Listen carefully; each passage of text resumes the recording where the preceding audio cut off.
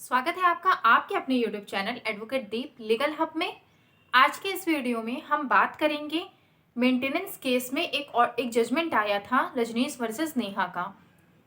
इसमें एक प्रोफार्मा दिया गया है। इस केस में इस जजमेंट के माध्यम से एक प्रोफार्मा दिया गया है जिसमें ये बात कही गई है कि जब भी मेंटेनेंस का केस किया जाता है तो उस प्रोफार्मा के अकॉर्डिंग ही दोनों को, मतलब कि पत्नी जब मेंटेनेंस के लिए वाद दायर कर रही है तो उससे पहले अपनी सारी डिटेल उसमें प्रोफार्मा जो भी उसका है उसके माध्यम से प्रोफार्मा भर करके उसे देनी होगी, सबमिट करनी होगी और उसके बाद फिर पति को भी उसी प्रोफार्मा के अकॉर्डिंग पूरी अपनी डिटेल वहां पर सबमिट करनी होगी।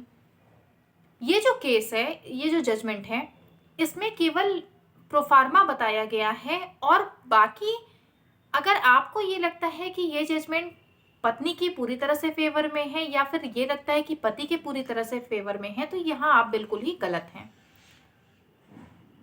ये जो जजमेंट आया था वो पत्नी के फेवर में ही था, लेकिन इसमें जो बातें कही गई हैं वो पूरी तरह से पत्नी के फेवर में हर केस के अकॉर्डिंग नहीं होंगी और हर केस के अकॉर्डिंग ये जजमेंट पति के भी फेवर में नहीं होगा। इस जजमेंट में जो भी सारी बातें थी वो केवल यही थी कि एक प्रोफार्मा बता दिया था, मतलब कि एक फॉर्मूला बता दिया कि किस तरीके से मेंटेनेंस तय होगा। मेंटेनेंस को तय करने का एक फॉर्मूला बताया गया है इस केस में, न कि मेंटेनेंस से संबंधित सारी बातों का यहाँ पर वर्णन किया गया है। जब पत्नी मेंटेनेंस का वाद दायर करती है तो उसे एक एफिडेविट देना पड़ता है कोर्ट को। उस एफिडेविट में वो उन सारी बातों का जिक्र किया जाता है जो भी बातें मेंटेनेंस को फिक्स करने में सहायक होती हैं। इस जजमेंट के माध्यम से ही अब ये हुआ है कि जो पत्नी होगी उसे भी अपनी पूरी डिटेल देनी होगी कोर्ट को, अपनी संपत्ति का पूरा ब्यौरा देना होगा और जो पति है उसे भी अपनी संपत्ति का पूरा ब्यौरा देना होगा। पहले क्या होता था कि केवल पति की ही संपत्ति का ब्यौरा कोर्ट में दिया जाता था, केवल पति से ही उसकी संपत्ति का पूरा ब्यौरा मांगा जाता था, उसकी पूरी डिटेल मांगी जाती थी मेंटेनेंस के केस में। लेकिन इस जजमेंट के बाद से अब पत्नी भी उसी तरह से अपनी पूरी संपत्ति का ब्यौरा देगी, अपनी पूरी डिटेल देगी जिस तरह से पति देता है। इस जजमेंट में एक अगर हम कहें वैसे तो हम कोर्ट के निर्णय पर किसी भी तरह से उंगली नहीं उठा सकते। हम उसके जो भी डिसीजन आते हैं, जो भी जजमेंट आते हैं, उनमें हम कहीं भी कुछ गलत नहीं हम बता सकते, लेकिन फिर भी कुछ ऐसे पॉइंट्स होते हैं जिन पर हम डिस्कस कर सकते हैं। तो इसमें एक जो पॉइंट दिया गया कि टैक्स का ब्यौरा और टैक्स के ब्यौरे के हिसाब से मेंटेनेंस फिक्स करने का यहाँ पर बात की गई है। तो ये हम सभी लोग जानते हैं कि इनकम टैक्स रिटर्न किसी भी व्यक्ति की सही आय नहीं दर्शाता है। कई बार ऐसा होता है कि जब हम कहीं लोन लेने के लिए जाते हैं तो वहां पर हमसे इनकम टैक्स रिटर्न हमारा मांगा जाता है। वहां पर अपनी आर्थिक स्थिति को बहुत मजबूत दिखाने के लिए बहुत सारे लोग क्या करते हैं कि टैक्स रिटर्न गलत ढंग से बनवा लेते हैं। बहुत सारी ऐसी इनकम होती है जो कि नहीं होती है, लेकिन वो उसके बावजूद भी उस टैक्स रिटर्न को बनवाते हैं जिससे कि लोन का ज़्यादा अमाउंट पास हो सके। इसी तरह से बहुत सारे केसेस में ऐसा होता है कि हम अपना जो हमारा आयकर रिटर्न होता है उसे हम गलत बनवा लेते हैं, कहीं अपनी आर्थिक स्थिति को मजबूत दिखाने के लिए और कहीं अपनी आर्थिक स्थिति को कमजोर दिखाने के लिए। तो इनकम टैक्स रिटर्न कहीं भी आय का सही स्रोत नहीं माना जा सकता है। तो ये इस जजमेंट में थोड़ी सी कहीं कुछ कमी है जो कि इस पर ध्यान देना जरूरी था कोर्ट को। बहुत सारी ऐसे तथ्य होते हैं जो कि हम कहीं अपने कुछ पेपर ऐसे होते हैं जहां पर हम सही दिखा देते हैं और कहीं पर हम गलत दिखा देते हैं। इस जजमेंट में एक बात और कही गई थी कि हर कोर्ट में मैरिज काउंसलर की नियुक्ति होनी जरूरी है, मतलब कि मैरिज काउंसलर की नियुक्ति को इस जजमेंट के माध्यम से अनिवार्य कर दिया गया। इस जजमेंट में एक बात और यह है कि अगर झूठा शपथ पत्र कोई देता है, वो चाहे पति हो या पत्नी हो, मतलब आप जो एफिडेविट दे रहे हैं वो झूठी बात है, उसमें जो भी बातों का आपने जिक्र किया है वो झूठा है। चूंकि आप वो जो वहां पर आप बोल रहे हैं तो एफिडेविट के माध्यम से बोल रहे हैं, मतलब कि आप शपथ पत्र दे रहे हैं वहां पर, तो उसके माध्यम से आप जो भी बातें कर रहे हैं तो वो सही होनी चाहिए। अगर आगे चल के ये पाया जाता है कि आपने जो जानकारी दी है कोर्ट को वो गलत है, तो इससे कोर्ट की अवमानना की कार्यवाही आपके खिलाफ हो सकती है।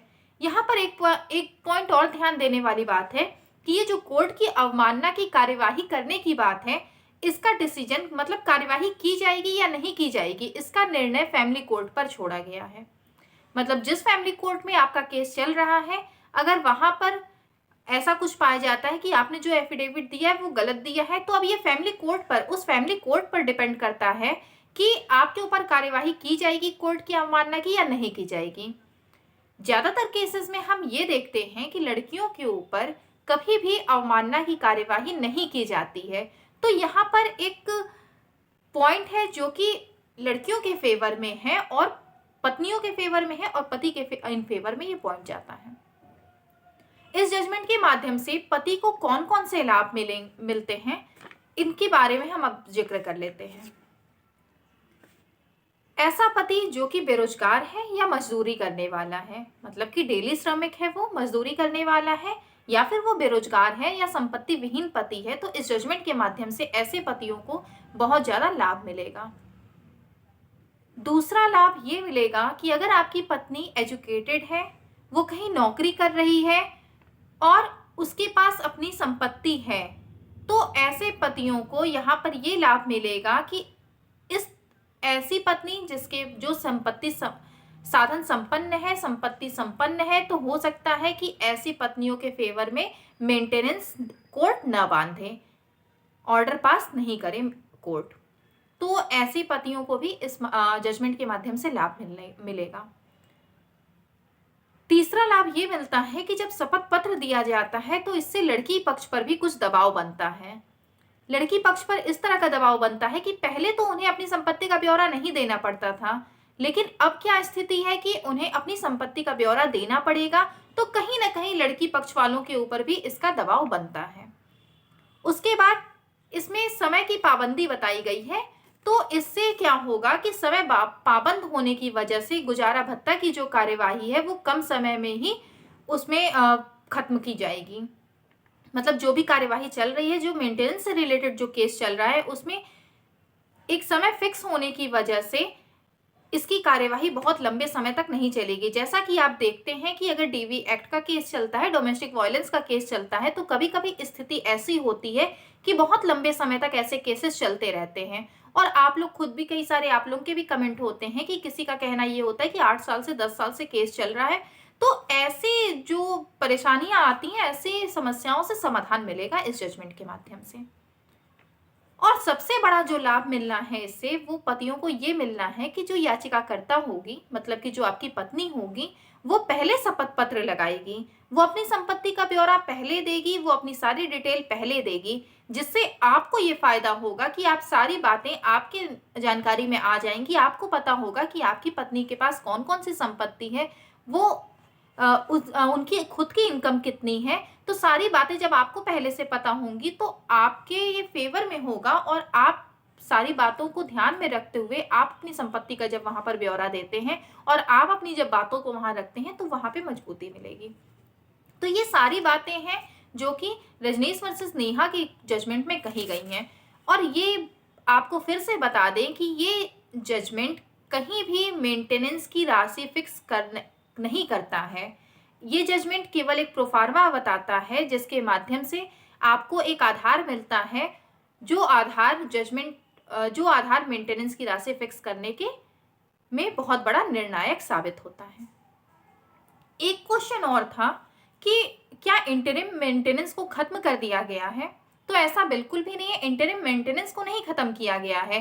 कुछ जजमेंट ऐसे आते हैं जिनमें कहीं कहीं कोर्ट इंटरिम मेंटेनेंस का जहां पर ऑर्डर पास की होती है, तो अगर आप उसके खिलाफ में अगर आप अपील करते हैं, तो आपकी बातों को देखते हुए और अगर कोर्ट को ये लगता है कि ऐसी इंटरिम मेंटेनेंस देना कहीं से भी फेवर में नहीं है आपके, या फिर आपकी पत्नी इसकी हकदार नहीं है, तो वो वहां पर अपने उस ऑर्डर को वापस ले लेती है।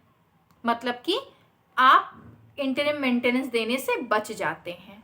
बात ये है, बाकी कोई भी ऐसा अभी कोई रूल नहीं आया है जिसमें इंटरिम मेंटेनेंस को खत्म कर दिया गया हो। अभी एक जजमेंट आया था जिसमें पत्नी ने इंटरिम मेंटेनेंस के लिए वाद दायर किया था, तो उसमें कोर्ट ने ऑर्डर पास कर दिया था। लेकिन फिर जब पति ने वो सारे प्रूफ दिए और कोर्ट ने ये बताया कि पत्नी ने जो भी याचिका दायर की थी उसमें बहुत सारे ऐसे फैक्ट थे जिनको वहां पर नहीं बताया था।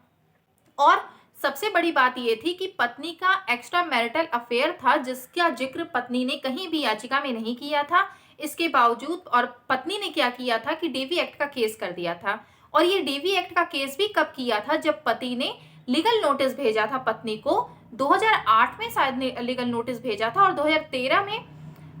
2008 में शादी हुई थी, 2013 में लीगल नोटिस भेजा था पति ने। और पति ने उस लीगल नोटिस में इस बात का जिक्र किया था एक्स्ट्रा मैरिटल अफेयर का, जिसमें पत्नी ने उस लीगल नोटिस का जवाब नहीं दिया। उसने कहीं भी इस बात को डिनाई नहीं किया, बल्कि उसने क्या स्टेप लिया कि पत्नी ने डीवी एक्ट का केस कर दिया। लीगल नोटिस का जवाब न देने की बजाय पत्नी ने लीगल नोटिस में जो एक्स्ट्रा मैरिटल अफेयर की बात की गई थी उसे डिनाई न करने के बजाय पत्नी ने डीवी एक्ट का केस कर दिया। तो जब सारी बातों को पति ने कोर्ट के समक्ष रखा तो कोर्ट को ये लगा कि यहाँ पर जो इंटरिम मेंटेनेंस का ऑर्डर पास किया गया है ये बिल्कुल ही गलत है। तो ऐसे केस में कोर्ट ने अपने इंटरिम मेंटेनेंस देने से मना कर दिया था। तो इस तरह के जजमेंट आते हैं जिसको आप लोग देखते हैं कहीं पे, या फिर आप थोड़ा सा कुछ भी पढ़ के या सुन के आपको ये लगता है कि ये चीज़ें ख़त्म कर दी गई हैं। तो ऐसा नहीं है, ये ख़त्म नहीं किया गया है। अगर कभी भी फ्यूचर में अगर इस तरह का कभी भी होता है, कुछ अगर ख़त्म किया जाता है कोई सेक्शन या किसी भी उस पर रोक लगा दी जाती है, तो आपको इस चैनल के माध्यम से अपडेट मिलता रहेगा उसका। उम्मीद करते हैं कि वीडियो में दी गई जानकारी आपके समझ में आई होगी। अगर आपको किसी दूसरे टॉपिक पर कोई भी वीडियो चाहिए या फिर आपको अगर किसी दूसरे टॉपिक पर कोई जानकारी चाहिए तो आप कमेंट बॉक्स में लिखिए। आपको इससे संबंधित कोई जानकारी चाहिए तो आप कमेंट कर सकते हैं, आपको कमेंट का जवाब जरूर दिया जाएगा। वीडियो को लास्ट तक देखने के लिए बहुत बहुत धन्यवाद।